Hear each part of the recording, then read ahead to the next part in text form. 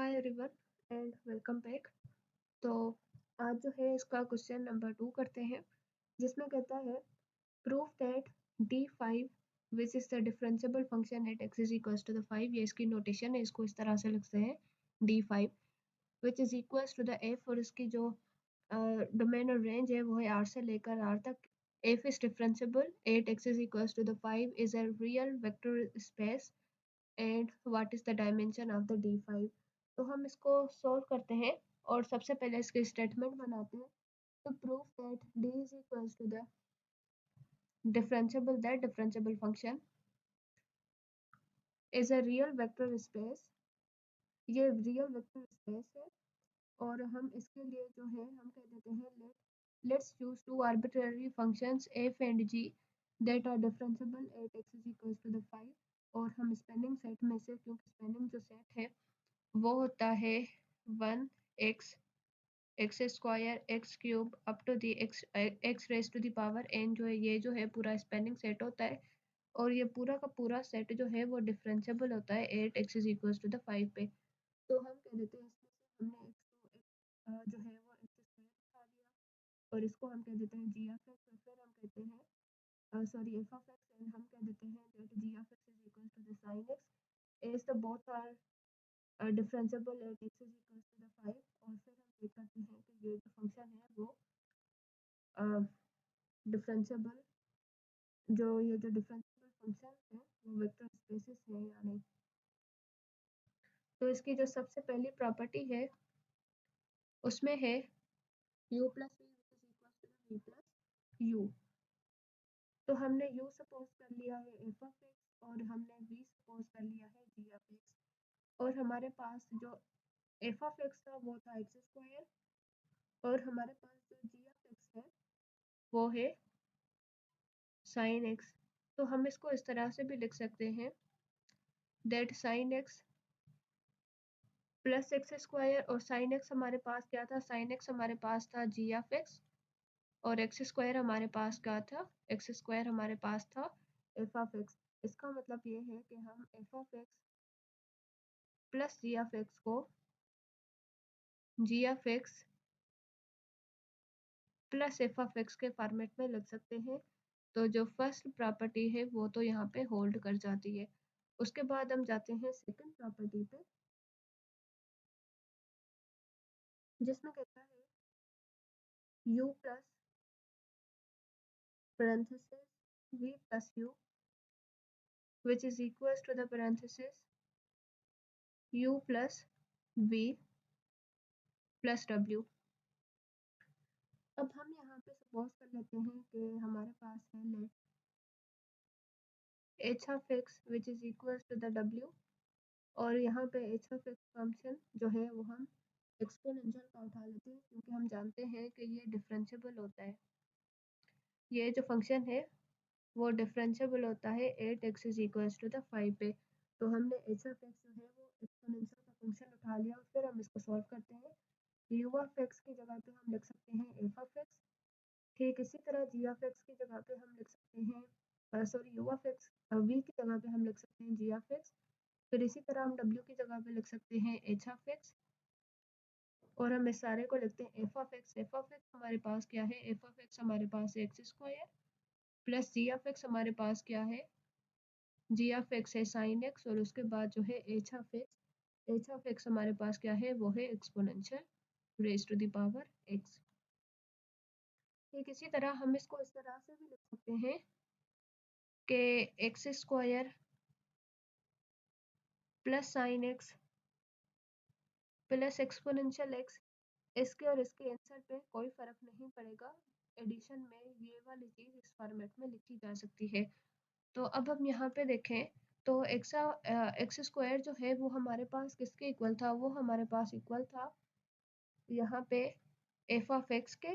ठीक इसी तरह साइन जो है एक्स वो इक्वल था हमारे पास जी ऑफ एक्स के। इसी तरह से जो एक्सपोनेंशियल एक्स है वो हमारे पास इक्वल था एच ऑफ एक्स के। तो एफ ऑफ एक्स को हमने यू सपोज किया था, इसको हमने v सपोज किया था और इसको हमने w सपोज किया था।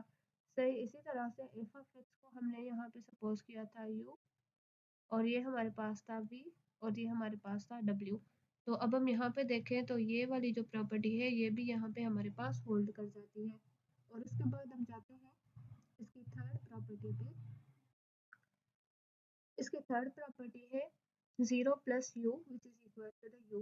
तो हमने यहाँ पे u को हमने एफ ऑफ एक्स सपोज कर लिया है।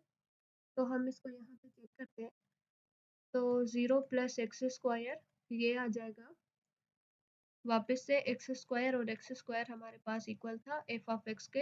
तो यहाँ से हमें पता चल रहा है कि ये जो प्रॉपर्टी है ये भी यहाँ पे होल्ड करती है। और उसके बाद हम जाते हैं इसकी नेक्स्ट प्रॉपर्टी पे जो कि है प्रॉपर्टी नंबर 4 जिसमें है r इंटू एस और इसके साथ मल्टीप्लाई में है you associated property r into you plus S into you. इसको सॉल्व करते हैं तो हम इसको यहाँ पे लिख सकते हैं r इंटू एस, u की जगह पे हम लिखेंगे एफ ऑफ एक्स।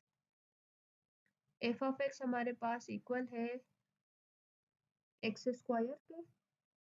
अगर हम यहाँ से r को बाहर निकाल दें तो हम इसको यहाँ पे इस तरह से भी लिख सकते हैं, r बाहर आ जाएगी तो अंदर है s और साथ हम जो है एक्स स्क्वायर वो अंदर मल्टीप्लाई कर देते हैं। तो अब आप यहाँ पे अगर देखो तो r बाहर निकल आई। और अच्छा एक मिनट, हमने जो है ऊपर प्रॉपर्टी में थोड़ी गलती कर दी है। ये प्रॉपर्टी इक्वल है यहाँ पे r into S into you. अब अगर आप यहाँ पे देखो तो r को हमने बाहर निकाल दिया और अंदर है S into F of x. तो एस एफ ऑफ सॉरी जो एक्स एक्स स्क्वायर है वो हमारे पास इक्वल है एफ ऑफ एक्स के, और जो एफ ऑफ एक्स है वो हमारे पास था u। तो अब आप यहाँ पे देखो तो वापस से वही प्रॉपर्टी जो है इसकी जो इसकी हम एक साइड को लेके चले और इसको जो है वो इसकी दूसरी साइड के इक्वल कर दिया। तो ये प्रॉपर्टी भी यहाँ पे होल्ड कर जाती है। और उसके बाद हम जाते हैं इसकी नेक्स्ट प्रॉपर्टी पे जो कि है प्रॉपर्टी नंबर 5 और इसको हम देखते हैं। इसकी नेक्स्ट प्रॉपर्टी है पैरेंथेसिस में r प्लस एस और इसके साथ मल्टीप्लाई में है u और फिर हम इसको लिख देते हैं r into you plus S into you. तो अब हमारे हम इसको लिख सकते हैं यहाँ पे r प्लस एस, u हमारे पास क्या है, u है हमारे पास एफ ऑफ एक्स और एफ ऑफ एक्स हमारे पास किसके इक्वल है, एफ ऑफ एक्स इक्वल है एक्स स्क्वायर के। तो हम इसको इस तरह से भी लिख सकते हैं using the associative property r into x square plus S into x square. सही। तो r एफ ऑफ एक्स जो है वो किसके इक्वल था, वो हमारे पास इक्वल था एक्स स्क्वायर के। तो यहाँ पे वही चीज़ है तो हम यहाँ पे इसको लिख सकते हैं r into F of x S into F of x. तो यहाँ पे भी अगर हम देखें तो हमारे पास इधर भी जो प्रॉपर्टी है वो सेटिस्फाई हो जाती है। उसके बाद हम चलते हैं इसकी नेक्स्ट प्रॉपर्टी पे जो कि है और क्यू प्लस बी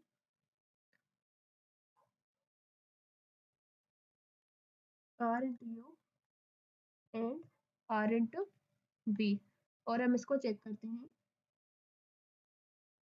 तो हम यहाँ पे लिख देंगे आर। यू हमारे पास क्या है, यू हमारे पास जो है वो एफ ऑफ एक्स के इक्वल है। वी हमारे पास जी ऑफ एक्स के इक्वल है। एफ ऑफ एक्स हमने सपोज किया था एक्स स्क्वायर, जी हमने सपोज की थी साइन एक्स। इसी तरह से हम इसको यहाँ पे इसको इसके साथ मल्टीप्लाई करेंगे तो ये हो जाएगा आर एक्स स्क्वायर। इसको इसके साथ मल्टीप्लाई करेंगे तो ये हो जाएगा आर साइन एक्स। आर ये जो एक्स स्क्वायर है ये इक्वल था हमारे पास एफ ऑफ एक्स के, और यहाँ पे ये जो साइन एक्स है इसको हमने सपोज कर लिया था जी ऑफ एक्स। तो अब देखें कि वही वाली चीज़ आ रही है यहाँ पे आर, क्योंकि यहाँ पे यू है तो हमने जो है एफ ऑफ एक्स को यू सपोज किया था ऊपर ऊपर स्टार्टिंग में बिल्कुल, और जी को हमने जो है वो वी सपोज कर लिया था। तो वही वाली चीज़ हमारे पास यहाँ पे भी, क्योंकि दोनों साइड्स इक्वल आ रही हैं, तो इक्वेशन सेटिस्फाई हो रही है, तो हम कह देते हैं कि इसका जो एग्जाम नंबर 6 है वो भी सेटिस्फाई कर गया है। और उसके बाद हम चलते हैं एग्जाम नंबर 7 पे, मेरे ख्याल से जो कि सबसे इजी है। एग्जाम नंबर 7 है, अगर आप 0 के साथ u को मल्टीप्लाई करें तो वापस से 0 आंसर आ जाता है। तो ज़रा चेक करें, 0 को हमने एफ ऑफ एक्स के साथ मल्टीप्लाई किया, एफ ऑफ एक्स हमारे पास एक्स स्क्वायर था, तो ये यहाँ पे आ जाएगा फिर से 0। तो वही वाली बात कि यहाँ पे भी एग्जाम सेटिस्फाई कर जाते हैं। और इसके बाद हम चलते हैं इसकी लास्ट एग्जाम पे, जो कि है अगर आप 1 को u के साथ मल्टीप्लाई करो तो वापस से जो आंसर है वो u ही आ जाता है। तो हम इसको चेक करते हैं, 1 को एफ ऑफ एक्स के साथ मल्टीप्लाई करते हैं, एफ ऑफ एक्स हमारे पास है एक्स स्क्वायर, 1 को एक्स स्क्वायर के साथ मल्टीप्लाई करें तो वापस हमारे पास एक्स स्क्वायर आ जाएगा, और जो एक्स स्क्वायर है वो हमारे पास है F of x. So 1 into F of x किया तो वापस से हमारे पास जो है आंसर एफ ऑफ एक्स आ गया, और एफ ऑफ एक्स हमने यू सपोज किया था, और यहाँ पे भी एफ ऑफ एक्स हमने यू सपोज किया था, तो यहाँ पे भी जो है वो एग्जाम सेटिस्फाई कर जाता है। तो यहाँ से पता ये चल रहा है कि ये वेक्टर स्पेस है। फिर हम देखते हैं, उसके बाद जो है वो पूछा गया था कि what is the dimension of the differentiable function at x is equal to the 5। तो हम इसका आंसर लिख देते हैं यहाँ पे, the set of all functions differentiable eight x is equals to the 5 includes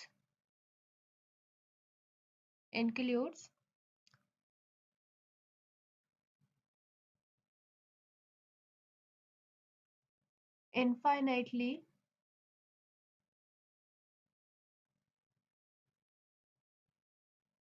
many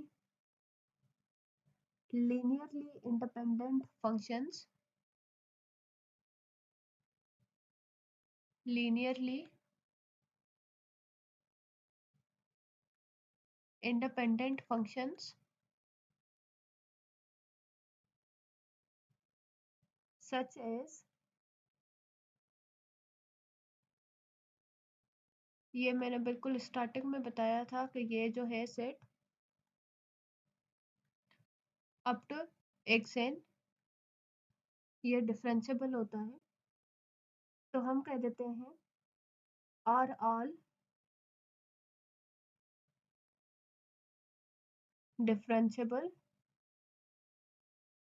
at x is equals to the 5 and these functions are linearly independent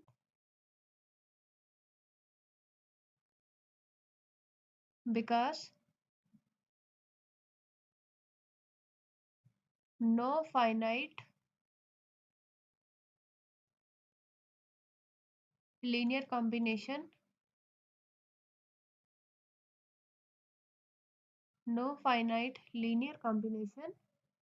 of them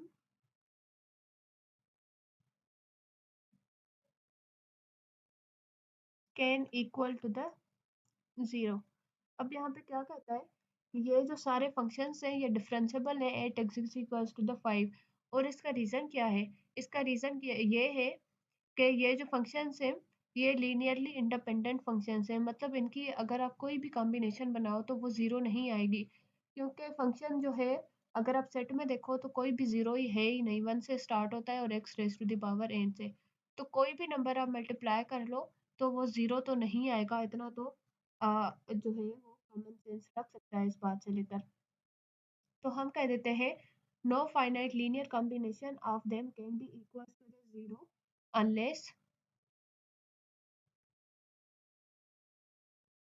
all coefficients are zero। तब तक जब तक जो है सारे के सारे coefficient zero नहीं हो जाते हैं इसमें। अगर आप यहाँ पे ए नॉट जो है वो जीरो कर लें तो यहाँ पे ये जो वन है वो भी जीरो हो जाएगा। फिर इसी तरह अगर आप जो वन है उसको जीरो कर लें तो इसके साथ जीरो मल्टीप्लाई होगा तो ये भी जीरो आ जाएगा। तो यहाँ पे कहते हैं कि ये जो है वो लीनियर कॉम्बिनेशन में है, लीनियरली इंडिपेंडेंट है क्योंकि इसकी कोई भी लीनियर कॉम्बिनेशन जीरो के बराबर नहीं आती अनटिल एंड अनलेस के सारे जो कोएफिशिएंट्स हैं वो हमारे पास जीरो नहीं आ जाते। तो हम आगे इसको लिखेंगे since there are infinitely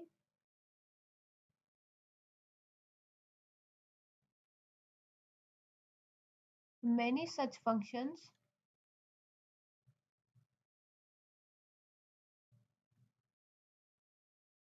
then the basis of D5 is infinite। फिर हम कहते हैं ये तो हमने यहाँ पे सिर्फ एक एग्जांपल लिया ना, ये हमने सिर्फ यहाँ पे एक एग्जांपल लिया है। इसके जैसे पता नहीं और कितने ऐसे एग्जांपल्स होंगे जो डिफरेंशिएबल होंगे 8x इज इक्वल्स टू 5 और वो जो है सारे के सारे लीनियरली इंडिपेंडेंट होंगे। तो हम कह देते हैं is there are infinitely many such functions then the basis of D5 is infinite। Thank you for watching and kindly subscribe the channel और उसके साथ साथ जो है आप जो मुझे सपोर्ट करते रहें ताकि इसी तरह से वीडियोस वगैरह अपलोड की जाए और आपका भी फ़ायदा हो और साथ साथ मेरा भी फ़ायदा हो। Thank you so much.